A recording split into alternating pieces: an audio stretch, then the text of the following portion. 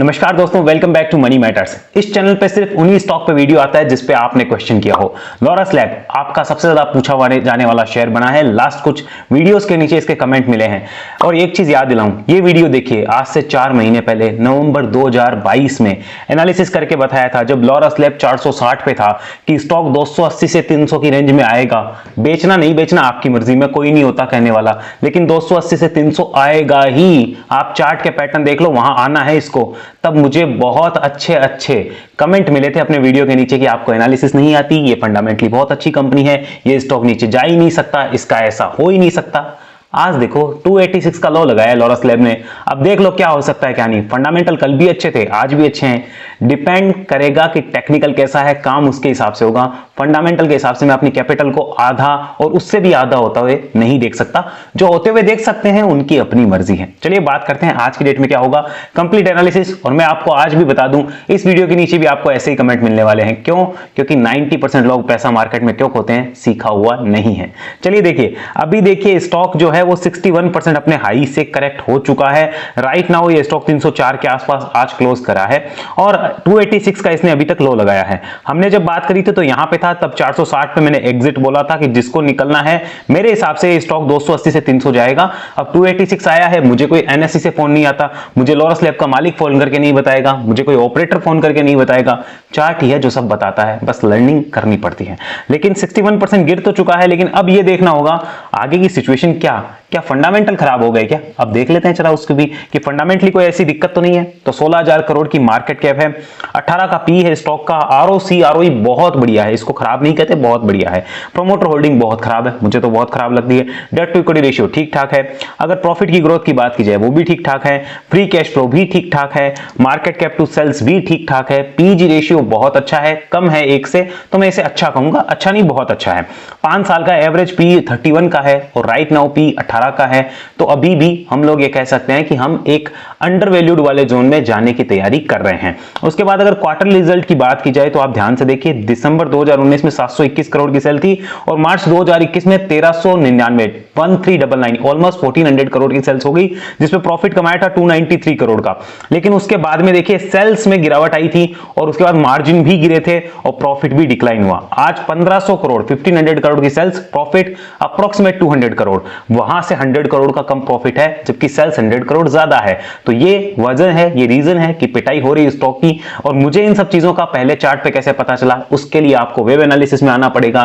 Join करिए, 1 to 1 मेरे साथ सीखिए। ऑनलाइन क्लासेस होती है तभी मैं आपको समझा सकता हूं, 1 मिनट में समझाने की कला मेरे पास नहीं है, मैं उसमें असमर्थ हूं। चलिए आगे चलते हैं। इसको ध्यान से आपने देख लिया कि क्वार्टर रिजल्ट किस वजह से रहे हैं और क्यों स्टॉक गिरा है। यहां पे कंपाउंडेड सेल्स ग्रोथ की अगर मैं बात करूं तो देखिए 10 साल की अच्छी है, 5 साल की अच्छी है। प्रॉफिट ग्रोथ भी 10 और 5 साल की अच्छी है। स्टॉक प्राइस सीएजीआर 5 और 3 साल का है, दोनों अच्छा है, इसे खराब कह ही नहीं सकते। रिटर्न ऑन इक्विटी बहुत बढ़िया है, फंडामेंटली साउंड कंपनी है। इश्यू था मार्जिन का, प्रॉफिटेबल बिजनेस है, सिर्फ मार्जिन डाउन है, बिजनेस में खराबी नहीं आई है, ये हमें ध्यान रखना होगा। उसके बाद चलते हैं यहां पे अगर प्रोमोटर्स के और शेयर होल्डिंग पैटर्न पे, तो प्रोमोटर्स की होल्डिंग कम है। मार्च 2020 से दिसंबर 2022 आते आते उन्होंने 5% से ज्यादा होल्डिंग अपनी बेच भी दी है इस कंपनी में। एफआईआईस की होल्डिंग ठीक ठाक है, अच्छी है। डीआईएस की होल्डिंग भी अच्छी है। पब्लिक के पास लगभग 40% से ऊपर का माल है, जो मुझे नेगेटिव लगता है। ऐसा लगता है पब्लिक को माल चिपकाया गया है, क्योंकि पब्लिक की होल्डिंग 25% थी मार्च 2020 में और अब 40 हो गई है। तो इसका मतलब क्या है, वो सारे डाटा अकाउंट खोलने पड़ेंगे, देखने पड़ेंगे किसने माल लिया है। इतना टाइम मैं नहीं दे सकता, लेकिन यस, पब्लिक के अकाउंट में माल चिपका है, ये तो दिख रहा है और ऊपर के लेवल पे चिपका है। जो मैंने पिछले वीडियो में बताया भी था कि डिस्ट्रीब्यूशन हो रहा है, तब किसी ने सुनी नहीं। आज देख लीजिए आज का चार्ट क्या बोलता है, करते हैं चार्ट पे चर्चा।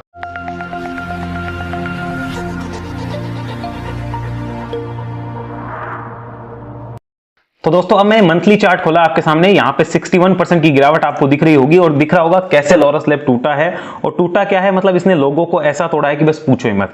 हमने अलर्ट भी आपको बहुत दिए थे कि ये स्टॉक गिरेगा, 280-300 आएगा। अब उस रेंज में आने के बाद बहुत से लोग पूछ रहे हैं सर अब आगे क्या लगता है चार्ट पे, तो उसके लिए मैं कुछ दिखाना चाहता हूँ। सबसे पहले यहाँ पर मैं आपके सामने वीकली चार्ट कन्वर्ट करूंगा। वीकली चार्ट कन्वर्ट करने के साथ में अभी भी इसके सपोर्ट और रेजिस्टेंस है, इमीडिएट वो लगाना चाहूंगा। सबसे इमीडिएट सपोर्ट रहेगा 250 के आसपास, यहाँ पर पहला सपोर्ट होगा और सबसे इमीडिएट रेजिस्टेंस इसका रहेगा 345 के आसपास, यहां सबसे इमीडिएट रेजिस्टेंस होगा। अब लोरा स्लैब फंसा हुआ है 300 रुपए के आसपास राइट नाउ। कुछ लोग मुझे बता रहे थे कि उन्होंने बाय कर रखा है 290 के आसपास, तो देखिए इस कैंडल पे बॉटम लगा है 286 का अभी तक, तो इसी को अपना स्टॉप लॉस बना के अगर कोई होल्ड करना चाहे तो कर सकता है। लेकिन फ्रेश बाय, मैं क्लियर बता दूं कि फ्रेश बाय का समय नहीं है, ले लिया है तो ये स्टॉप लॉस जरूर हो सकता है, but no fresh buy, no fresh buy मैं लिख देता हूं, नो अभी यानी नो फ्रेश बाय, अभी भी समय नहीं है एज पर माय व्यू। बाकी आपको करना अपने फाइनेंशियल एडवाइस से पूछ के है, मेरे कहने पे कुछ मत करना, ये ध्यान रखिए। यहां पर अभी भी ट्रेंड नेगेटिव है, जिस हिसाब से सेलिंग प्रेशर रहा है आप इसे ध्यान से देखिए, ट्रेंड स्टिल नेगेटिव है। एक हल्की रिलीफ आएगी 345 के ऊपर, ये आप ध्यान रखिए, 345 के ऊपर एक हल्की रिलीफ है, लेकिन अभी भी ट्रेंड नेगेटिव है। हाँ, एक चीज जो बुलिश हुई है उसके लिए मैंने आपको बता दिया कि यहां पर हम क्लियरली आप देखेंगे तो आपको पता चलेगा कि हर वीक जो है एक बार नए से नए लो बनाते हुए जा रहे थे। पहली बार हम पिछले वीक के हाई के ऊपर आकर निकलने की कोशिश कर रहे हैं और वो भी अच्छे तरीके से, जबकि अभी हफ्ते का सिर्फ पहला ट्रेडिंग सेशन हुआ है, ये सिर्फ मंडे को बनी है बट वीकली कैंडल है। फ्राइडे आते आते, क्योंकि इस हफ्ते सिर्फ 3 ही ट्रेडिंग सेशन है, तो शायद ये अच्छी बन जाए, तो ये एक इंडिकेशन हो सकता है कि पोज ले, लेकिन उसमें ऐसा नहीं है कि पॉजिटिविटी आ गई। पोज लेने में और पॉजिटिविटी में बड़ा फर्क होता है, इस बात को आपको समझना होगा। अभी भी स्टॉक में 280 मतलब 286 टूटते ही 250 तक के घर खुले हुए हैं, इसमें कोई दो राय नहीं है। उसको तोड़ने के लिए इसको 345 के ऊपर आना पड़ेगा, तभी स्टॉक बुलिश होगा। फ्रेश बाय के लिए अभी भी ना है।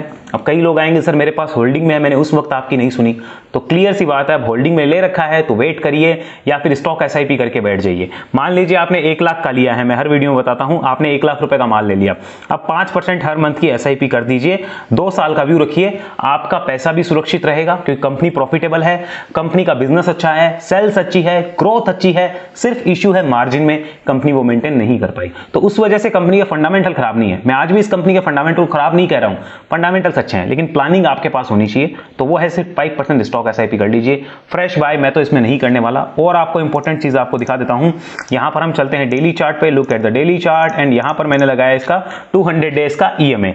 ध्यान से देखिए, हमने पहले भी इन लेवल्स के लिए बात की थी कि 200 डे के ईएमए को लगाना इंपॉर्टेंट होगा। राइट नाउ अगर आप चार्ट पे देखेंगे आपको पता चलेगा 200 डे का ईएमए लगभग 400 रुपए से ऊपर जा रहा है, तो ये स्टॉक अगर ऊपर जाता भी है, ध्यान से सुनना मेरी बात को, अगर ऊपर जाता भी है 340, 45, 320 कहीं भी, 320, 340, 345 कहीं भी जाता है ऊपर, तो इसमें सेल ऑन राइज का ही व्यू रहने वाला है एक बार, यानी जो ट्रेडर्स होंगे वो इसको एक बार बेचने की कोशिश ही करेंगे।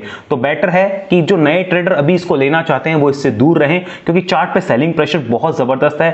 200 डेमा के नीचे स्टॉक चल रहा है, हर झटके में यानी हर ऊपर के झटके में एक नीचे की बिकवाली का साइन आने वाला है, तो इस बात को हमें ध्यान रखना होगा कि यहां पर हमें फ्रेश बाय अभी नहीं करनी चाहिए, मुझे ऐसा लगता है।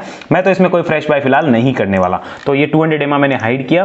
फिर मैं चलता हूं यहां पे वीकली चार्ट पे, चलिए वीकली चार्ट पे आपको दिखाता हूं। जो देखिए पीछे रेंज थी, इस रेंज में लोरा स्लैब काफी समय तक अटका था, देखिए सेम चीज हो रही है, अब ये इस रेंज के अंदर अटकेगा एज पर माय व्यू।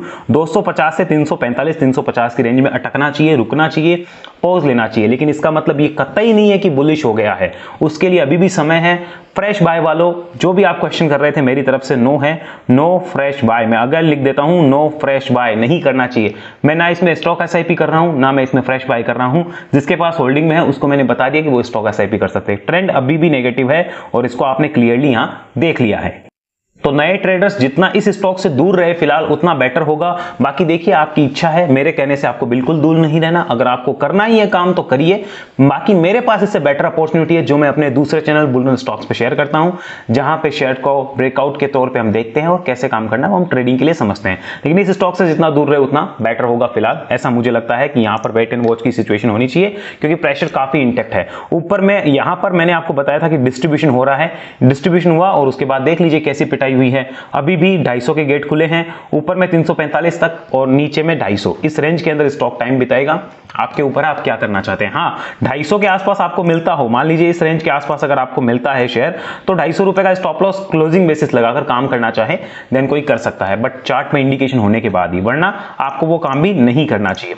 और जितना हो सके लोरा स्लैब से फिलहाल दूर रहिए। वैल्यूएशन भले ही कितने अट्रैक्टिव क्यों ना हो जाए, चार्ट जब तक सही नहीं होंगे मैं इसमें एंट्री नहीं कर सकता। आपको क्या डिसाइड लगता है, क्या सही लगता है वो आप बता सकते हैं। बाकी कोई क्वेश्चन हो कमेंट में बताइए, किस स्टॉक पे अगला वीडियो चाहते हैं कमेंट में बताइए। सीखने के लिए वेब एनालिसिस में आइए और व्हाट्सएप ग्रुप के लिए ज़ेरोधा एंजल ऑफ स्टॉक्स में अकाउंट खुलाइए, लिंक डिस्क्रिप्शन में मिल जाएगा। अगले वीडियो में मिलते हैं, तब तक के लिए आपका बहुत बहुत धन्यवाद।